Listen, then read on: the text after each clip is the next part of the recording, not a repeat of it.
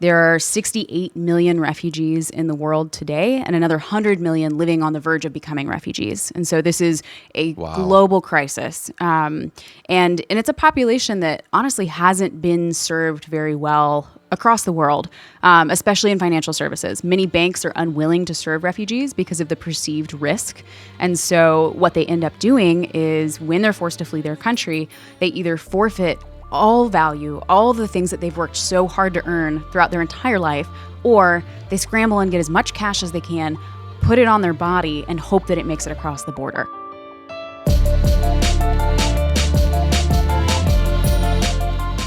Welcome to another episode of the Let's Give a Damn podcast, where we truly believe the powerful words of Martin Luther King Jr. when he said, "The time is always right to do what is right." My name is Nick Lapara. I'm your host and your friend. Thank you so much for being here. How are you? No, really, how are you? I want to know. I get direct messages, Facebook messages, emails, and so much more from you all the time, but I want more of them. I love hearing from you. It's one of my favorite parts about being a podcast host and about giving this podcast to you. I'm very interested in you becoming a damn giver, and the only way I know if that's happening or not is if you tell me. So make sure to hit me up. My email is hello@nicklapara.com. That's our direct line of communication between you and me. Or on Twitter, Facebook, Instagram, MySpace. I am Nick Lapara everywhere, @NickLapara. Also, I know I've asked you this before, but would you consider telling one friend about the podcast this week? If and only if this podcast means something to you, tell a friend. That would mean the world to me. My guest today is Tori Samples. She's a wonderful human, and I'm thrilled to be able to share some of her story and work with you today. Tori got a degree in harp from Vanderbilt, but that is not what she's doing today. I mean, I wouldn't mind if she made a living being a harpist because I love me some harp, and I'm not lying. But she went on to co-found Leaf Global FinTech, aka Virtual Banking Beyond Borders. There are 70 million refugees around the world right now, and 100 million more people on the brink of becoming refugees. Tori and her team at Leaf envision a future where all refugees are able to spend money, receive money, and save money safely, and so much more. This is a beautiful vision, and I'm so thrilled that I got to spend a few minutes with Tori learning about her story and a little more about who refugees are, what their needs are, and we explore how Leaf plans to accomplish this rather huge task. Shall we dive in? Let's do it. Here's my conversation with co-founder of Leaf and awesome human, Tori Samples.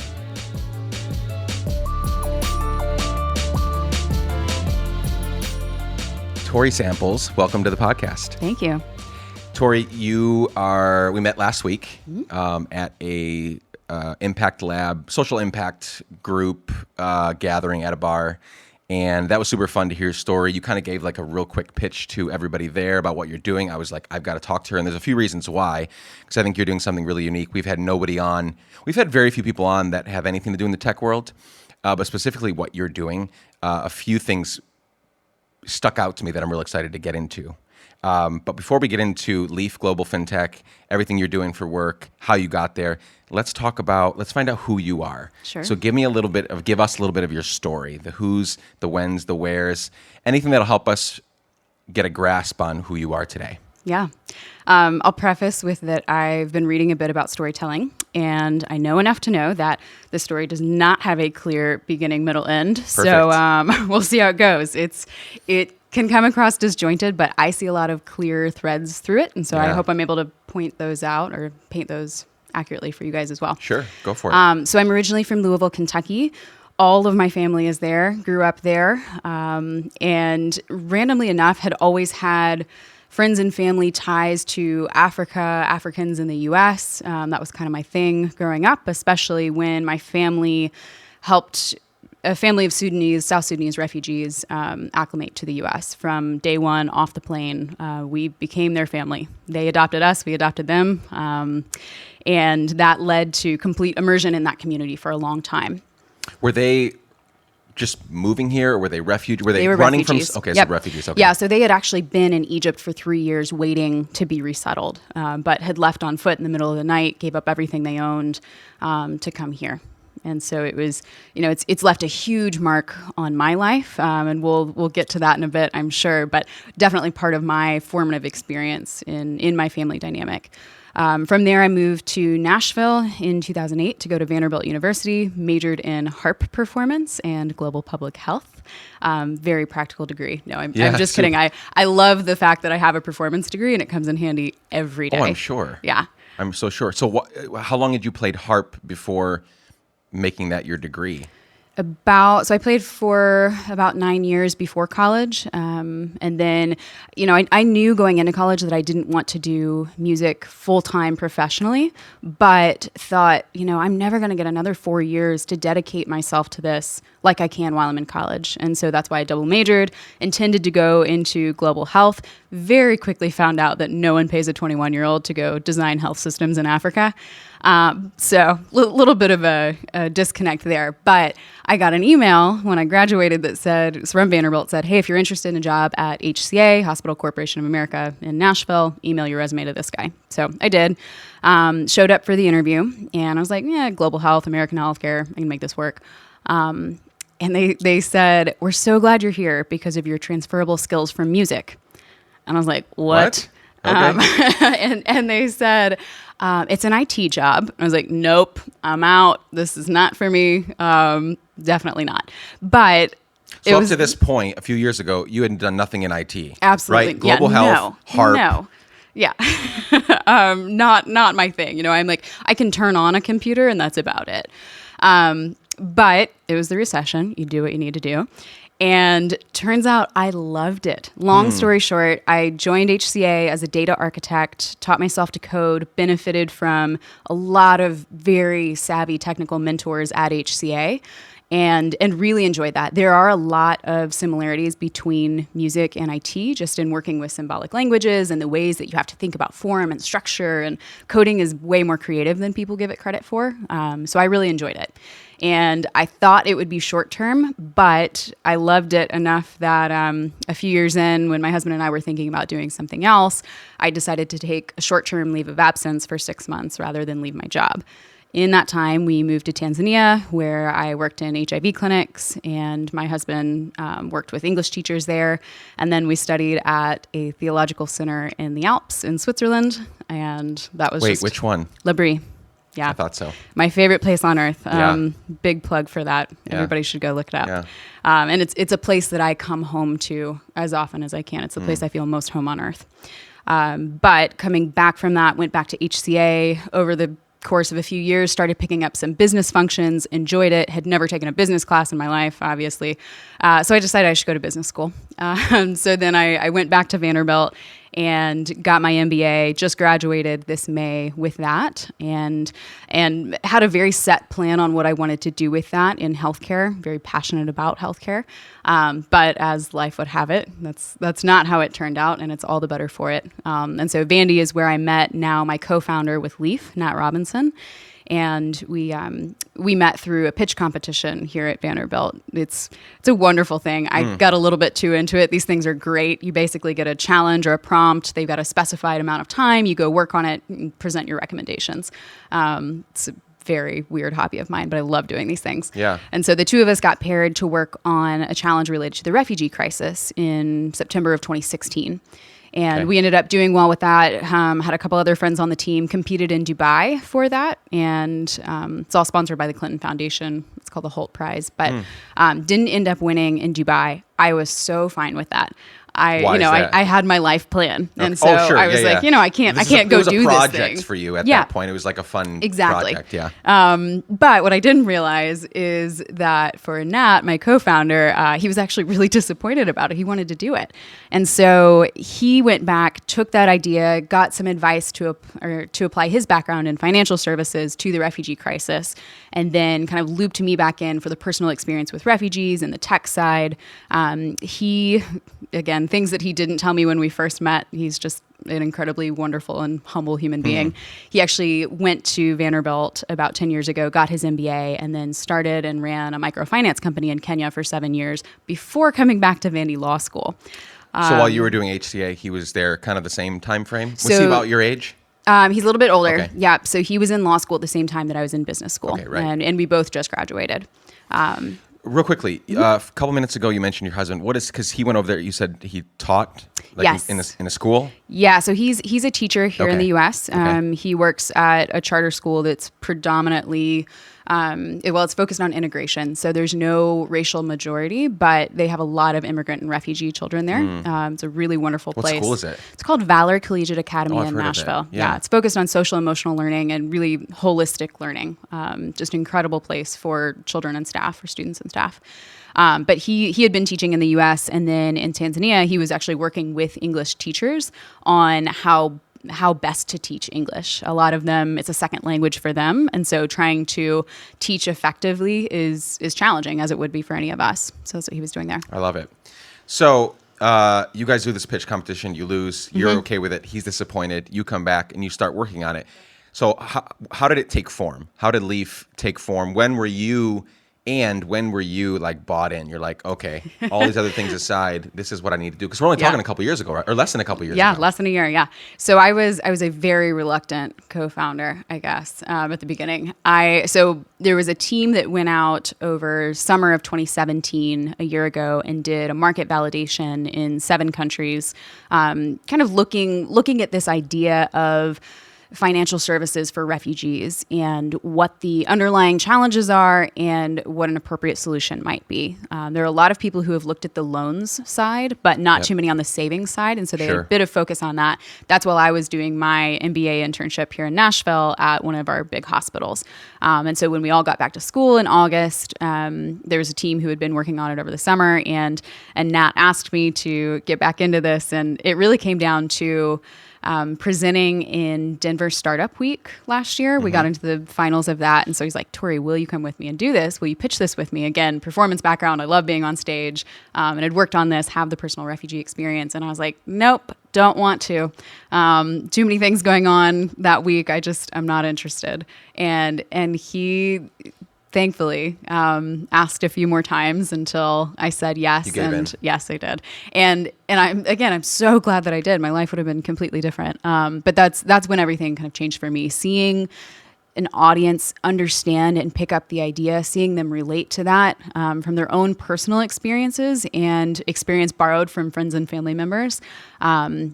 I think that, I so strongly believe that this idea has the potential to impact the world, and starting with refugees, but there are lots of people that are affected by the problem of carrying cash across borders or not being able to send money effectively across borders. Yep. And so that was really the first time that it resonated with me. And then that was in September of 2017. And from there, I kind of jumped in and became all about it. And that's history. No, I mean, it is a big problem for everyone, especially for refugees. Just the other week, I was helping a friend who needed some financial help. He's in Houston.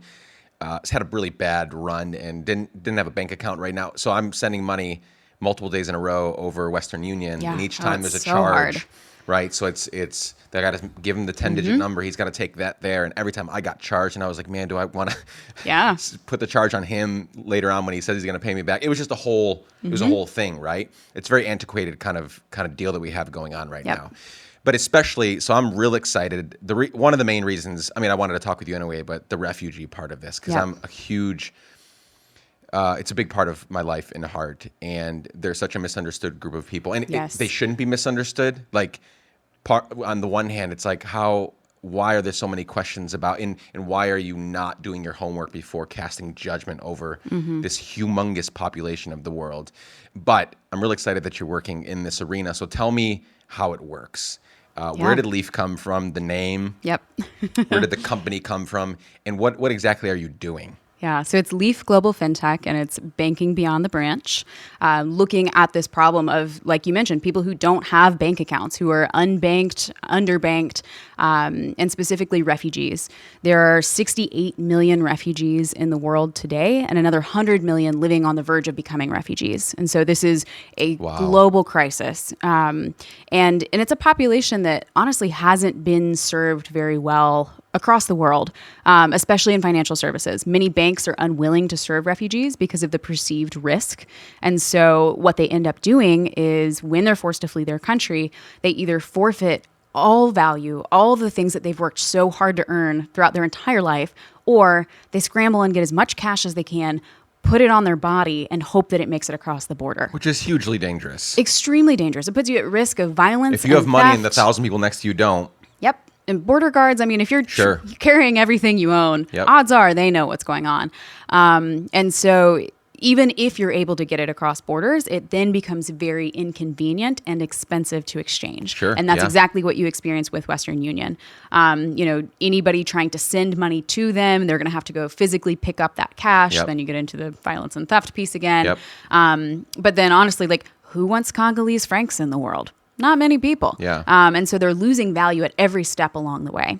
And so what we do is we provide financial services so that they can safely store and transport assets across borders. It's a unique combination because most available services today are just storage or transport. Storage is like your local banks or mobile money in a lot of regions that can't cross borders. And then you've got your Western Union, MoneyGram that can get it across borders for a very high fee. And often you're waiting for that confirmation. That's something that a refugee doesn't have the luxury of doing. And so that was the problem and the solution that we came up with. On the technical side, how it works, we convert mobile money through blockchain technology into stable investments. So blockchain is a piece of our ecosystem. We use it for storage or transaction storage and cross-border asset transfer. We don't store value in cryptocurrency, so we're not exposed to that volatility. Not investing refugees' money in Bitcoin, nothing like that. And then we use biometric authentication to make sure that the same person is the same person on both sides of that border. So if a refugee loses their phone, loses their passport, they still have access to their finances. And we make it available to them. It just goes to them wherever they go. Yeah, exactly. And it's all tied to a mobile device. So they can access this through SMS. It doesn't require a smartphone. No matter where they go in the world or how long it takes them to get there, they'll have access to their finances. What do they need? So if it's tied to a mobile device, but not maybe the one they have in their hand because that could get lost or stolen, how do they access it? Is it like they have to know a number to call, quote unquote call, and then they have a digit, a series of digits they put in, or how does it work? Yep. So they can access it through a web-based platform if they have access to the internet, if they're in a place that's a little bit more stable, or they can access it through a feature phone. And it's making that call out, and then we validate through facial recognition, vocal recognition, and a password to make sure that the platform is secure. And then when a refugee gets to a point of safety, whether that's a camp or resettled in another country, whatever that is, they can pull that money down into the new local currency or use it as collateral on a microloan. So when it works well, it's just a seamless process. It just works. And at the end of the day, it's helping them establish an economic identity because that's what they lose in all of this. There's the personal savings piece, there's connection to friends and family, but the piece that's so hard is that even if they're one of the lucky few who gets resettled somewhere, they're going to show up and not have any economic identity. So why would a bank open an account on their behalf? Why would they be able to get a loan? All of this is building that history, and it's uniquely tied to them in a secure and transparent way so that they can be successful with an additional, higher account balance wherever they end up. Is it working? Is it currently working and helping people, or where are you guys in the process? We're very early stage still. We've run a pilot in Rwanda and Congo. That's where we're focusing initially because both my co-founder and I have that East Africa experience. And Rwanda is actually very pro-tech, pro-business. It's a great place to start. And they've got high flows of refugees and existing use of mobile money, which allows us to operate without a heavy presence on the ground. And so we've run a pilot there to establish the technical side of things and the market demand. And being on the tech side, I'm like, nothing ever works perfectly, the first time you try to do it. And we showed up and it's like, whoa, it worked. It all worked. What's wrong? You're like knocking on wood everywhere, crossing your fingers. Exactly. Well, and even like the biometrics component, we didn't know if people were going to be okay having their picture taken and their voice recorded. We were looking for a small handful of people to test this thing. And we show up and there are about 30 people waiting on us. And we ask who wants to do this. And every hand in the room goes up. They're like, yeah, of course I want to try this. This is going to make my life a whole lot easier. And so that was a phenomenal experience. From there, we've been doing a lot of partnership development work in Rwanda and Congo because in order to make the regulatory frameworks work to our advantage, we go through a partnership model so that we're not personally regulated as a bank. And so that's what we've been doing over the last couple months and really looking forward to a full-scale pilot in the fall in Rwanda's regulatory sandbox environment in partnership with a regional bank there. Once we establish that regulatory compliance, because that's the big deal in all of this, it's not the technology or the market side, then we'll be able to start really rolling out operations. Fantastic. And I just want to point out to everyone listening, and you just went full-time recently, yes. Right? So there's 2 of you full-time, which is a huge accomplishment. Yeah, I'm still not really full-time with anything that I'm doing. It's all just cobbling it together. So that's a big accomplishment. Congrats. Super exciting. So there's 2 of you full-time. Mm-hmm. What's your plan for growth, or is it just one step at a time, add people as you need them? I'm sure funding is a part of it as well. Funding is definitely a piece. We have been really thankful. We've gotten a lot of grant-based funding through these pitch competitions and various grants that we've applied for. And so it's allowed us to make a lot of traction without having taken on investors yet. We're getting to that point where, we're ready for institutional capital, but we've been able to do a lot on a little. We actually get as far as you can without it. We presented at South by Southwest this year and won their Best Bootstrap Award. So that was exciting. But coming up in the next few months, I think that our next hires are building out our tech team. My background is as a data architect. I've been on the product development side of things, but only in one piece of that. And so, building out that whole framework, that whole team, and then getting in-country support as well. So hiring people in Rwanda and Congo who are going to be able to roll this out really effectively. I have a few questions that I want to ask. I want to get some wisdom from you. But before we get there, let's talk refugees for a second. Yeah. Because I think most of the people listening to this show are probably, for the sake of the current conversation happening they're pro-refugee, let's figure out how to take care of them well, get them here, integrate them into our society. And I know that there are some that are not, and that's fine. God bless you. But let's clear up a few things. And we've done this a couple times before in different ways, but I want to get your perspective on it. Who are these refugees? How long are they typically in transit, en route, before they actually get here? Just kind of give us an overview and whatever you know. I mean, I don't know your I'm sure you know because this is your new world. But yeah, just give us kind of a framework for who these people are. And I know who they are. I take care of, some amazing people here in Nashville. I'm part of a team that takes care of some people here in Nashville that are coming here from the Congo. Mm-hmm. And we've always tried to be involved in refugee communities. And so I know I've met them, I've touched them, we've hugged, we've eaten together. But a lot of people haven't. And I think that's where most of the misconceptions come from, is when people, they have these, they've heard something from someone's Twitter account, or, they've heard stuff, but they've not yet met one. They've not yet had a conversation with one. They don't have a relationship with one. And I think that's where the walls come tumbling down. And so give us I know I kind of gave a lot of preface to that question, but give us your take on it. Well, you've opened up a can of worms here because I could talk about this forever. Well, just keep going. Keep rolling. So I would say, who are these people? They are people just like you and me. Yeah. They are normal people up until the day that they're not. And it could happen to you or I any day of the week, depending on where we live in the world. And, it's a very diverse population. You have people who are lower income and higher income and more and less financially secure in all different sorts of professions and the arts and everything. And we see this in every refugee crisis. They're all a little bit different. If you look at the crisis in Congo over the last 20 years versus Syria just in the last few, different types of conflict, but people are people all over the world. And the resettlement process, I think this is where a lot of those misconceptions come in. Refugees are the most screened population that come into the U.S. They go through 3 distinct screenings before they're ever allowed to get on a plane. They receive 3 months of support from our government, and they're forced to pay back their plane tickets as soon as they get a job. Stop. I didn't even know that. Yep. I knew all the other stuff. Yeah, it's a loan. It's yeah. But I think that a lot of people, they're here. Yeah. And I think that people assume that they're getting a lot more help than they are. But realistically, most of the assistance comes through resettlement agencies in the U.S., churches and different religious organizations, just individuals like you said yourself.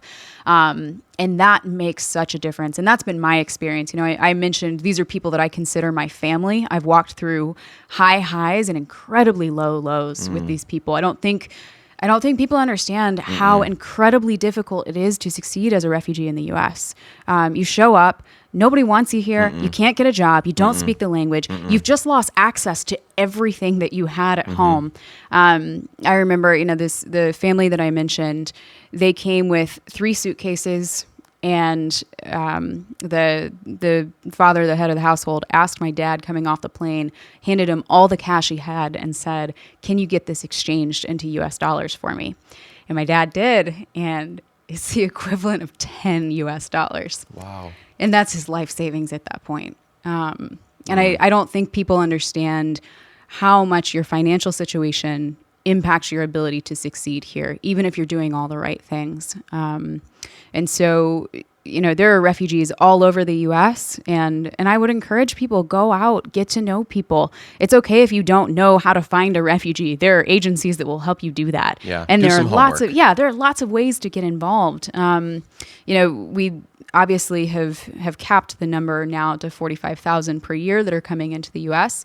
For reference, that's smaller than Biloxi, Mississippi. And so it's a small population now, but there are still people all around the world that need our help and are eager to do whatever they can to contribute to our country or whatever country they end up in.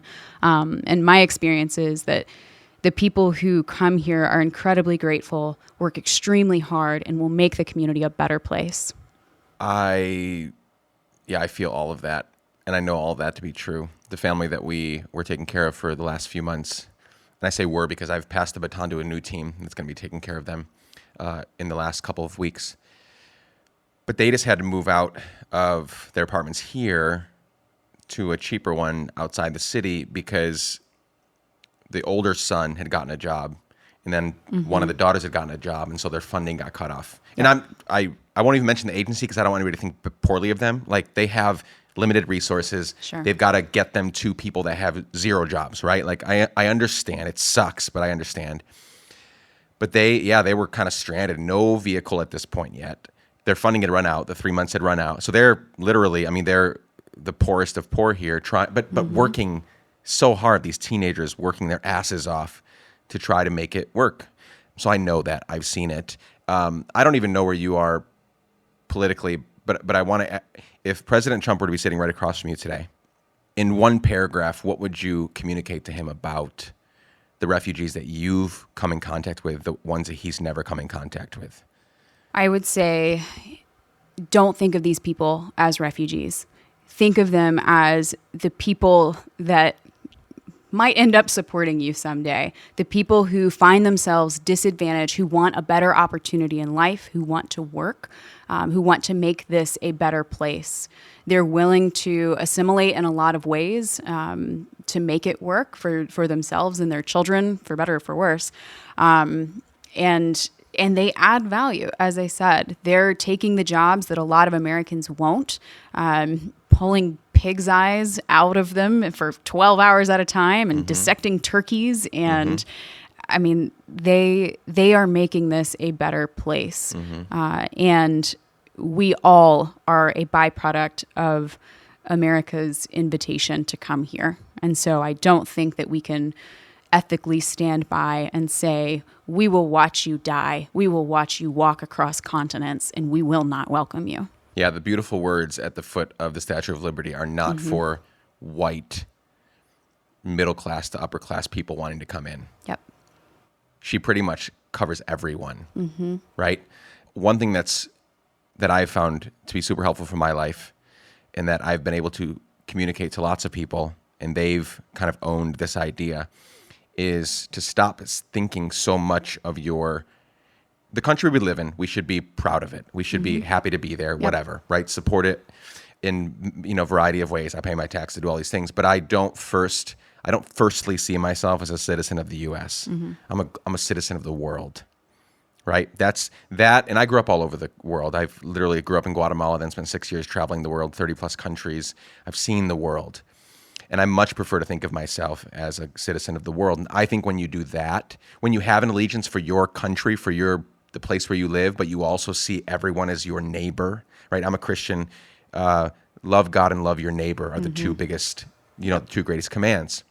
The neighbor was left very vague because it means all others. It means all the people that we come in contact with and the people that, we will come in contact with, right? And so that's been a huge help for me. I don't know how you think about that, but I just see my first allegiance to the planet because the things that can happen here as a result of us they can affect a lot more than just us, right?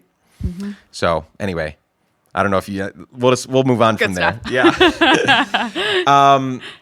Why have you chosen this life? Why do you give a damn in this way?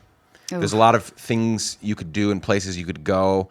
Harp. I'd love to hear you play harp all day. I'm a huge fan of classical music and, the kind of music you play. Maybe you should go do that professionally for your living. Or there's a lot of things you could do. Yeah. And you've chosen to get into fintech, but not just any fintech, but fintech to primarily help refugees. What's that all about? Like, what's going on inside of you?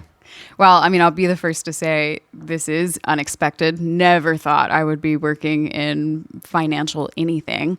But it's such an opportunity. And to be able to do something that I've been passionate about personally in a professional context is an opportunity I never thought I'd have. To do that with a person that I greatly respect and admire and enjoy working with, that's an added bonus. To be able to do it from Nashville is great for me. This is my home and I love this city. And I'll say, because I haven't mentioned this yet, the resettled refugee community in Nashville has been really helpful to us. This is a place where they've been able to provide invaluable advice to us and connections across the world. And so I think for them, it's like, they understand the value of what we're doing, but they also enjoy the ability to rely on who they used to be instead of just this label of refugee that we put on them now that they're in the U.S. Yeah. What advice do you have for those listening if they are thinking about giving back in some way, giving a damn, but they haven't quite made the leap, they haven't quite gotten there yet, and whether it's complacency or laziness or Netflix is calling my name or whatever the case may be, what would your advice be to kind of, put a spark under their ass to like get them going? Like, what would what would your motivational advice be? Well, it's going to look different for everybody, sure. Right? I mean, for me, it's refugees, but for somebody else, it could be composting. Also a big fan of composting. Yep. But it could be anything. And so I would say, find those things when you're watching Netflix that get you excited about what's on Netflix. Sure. And then go figure out how to bring that into your own life. We live in an age of unprecedented opportunity and information and access to pretty much everything. And so I'd say, use your position in life to do what you do best and what excites you at the end of the day. That often looks like putting one foot in front of the other, and it's not glamorous. It's not sexy every day. I think back to my experiences in healthcare, and people are like, oh, you're working in HIV clinics in Tanzania. And it's like, you know what I did a lot of the day? I swept the floor because that's what needed to be done. And yeah, you're getting those moments where you see impact, but that's not what it's about at the end of the day. And so I'd say as you start to do that, don't rely on those big milestones to keep you going, because that's not what it's about, but you will see that if you stick with it. And so whatever that is for you, go find a way to do it and tell people about it so that you are actually accountable to it. What are you doing 5 years from today? July 19th, 2023. Paint that day for me. Well, Leaf is obviously all around the world. Killing it. Yes, we've expanded into Colombia and Venezuela and Bangladesh and Syria and all of these places. Yeah. I don't know what day of the week it is. Maybe it doesn't matter. But I think that I am content with my family, with my husband, with my coworkers, continuing to draw meaning from this experience that hopefully by then, has gone through a growth stage and is secure and sustainable, and we're getting to see the impact of the people that we're working with. There would be nothing better for me than to be able to sit down with some of our customers and hear about the things that they've been able to do as a result of being financially secure and having that peace of mind. It's a wonderful day. 5 years from now. It really is. We'll have to catch back up and see if that happens in 2023. 2 more questions, but before I get there, I want to make a statement. The statement is, I want to honor you for the work that you're doing. So specifically with what you're doing, you had a different plan for life, and life threw you a curveball, and you went with it, right? Even if it took the persistence of your co-founder and different life situations to get you there, you didn't stick to your guns and what you had gone to school. You know what I'm saying? Like you had a trajectory, you had a path, and life said, I think you need to be over here. And who knows how long this will last? Maybe this is a 10-year venture for you. But you answered the call, and because of that, hopefully tens of thousands of hundreds of thousands of refugees will be safer. They'll be more economically stable. Yep. And they'll get where they're going faster because of the services you provide. So thanks for doing that. And obviously, I wish you the best of luck. And thank you. I hope that this really, really works, because I don't know what the success rate of fintech companies, like startup companies right now. Closer to 0 than 100. Yeah, exactly. That's what I'm thinking. And so obviously we wish you the best of luck and I think you do. I mean, even the amount of pitches that you guys have won, like that just doesn't happen, right? So obviously in the different South by Southwest and in Colorado and in like all these different places where you've pitched and gotten approved in the form of prizes or whatever, like that's a testament to, there's a lot of fintech stuff going on right now. A lot. There's a lot of blockchain, cryptocurrency shit going on. Yeah. It's the big thing. And they're saying, well, this is special. This is different. This is cool. This could really work and benefit a lot of people.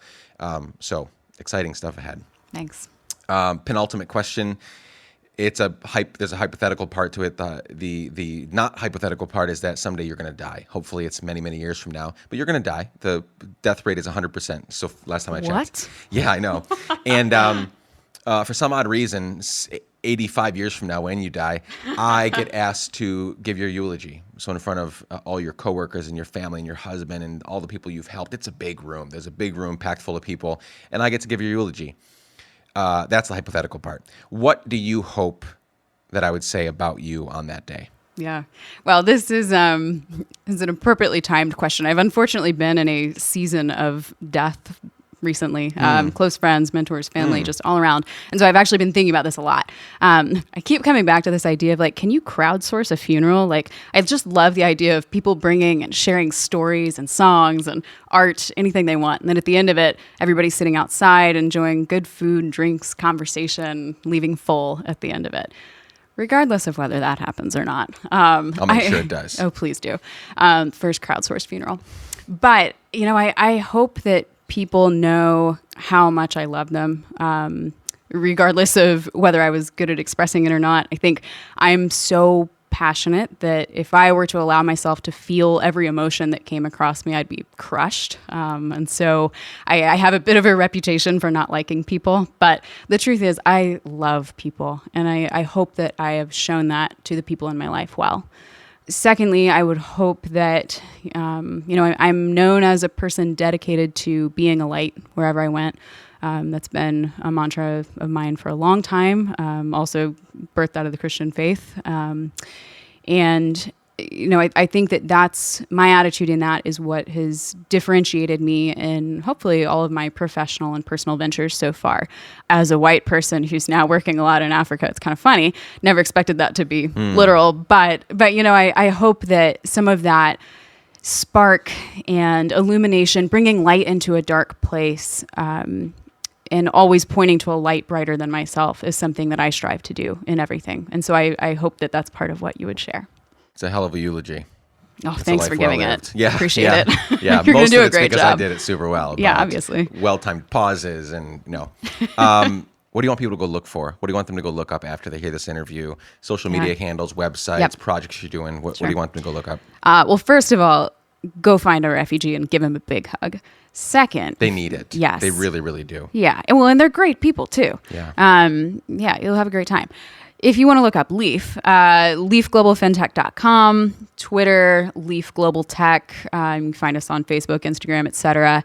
And I'll put it out there too. You know, we're getting to that spark point of getting to roll out operations and looking for funding, and so we can use a lot of resources. If you ever think of anything that's like, hey, that might be a benefit to them, or I think they should meet this person, we'll take it. We're very much in that startup mindset and looking for opportunities to be delightfully surprised by the things that people bring into our lives.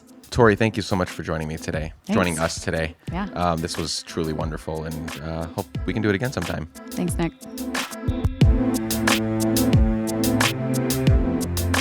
Dear friends, I truly hope you enjoyed my conversation with Tori. If you did, hit up @Leaf Global Tech. That's @Leaf Global Tech on Instagram or Twitter, and let Tori know. You can find show notes for this podcast episode and all the others by visiting podcast.letsgiveadamn.com. That's podcast.letsgiveadamn.com. Hit us up on social media. I'm Nick Lapara everywhere, and we're Let's Give a Damn everywhere. And leave us a 5-star review on Apple Podcasts. That goes a long way for us and would mean the world to me. Last but not least, this show is edited and produced by the Wizard of Audio himself and my friend Chad Snavely. Can't wait to share another podcast with you next week. Love you all. Bye for now.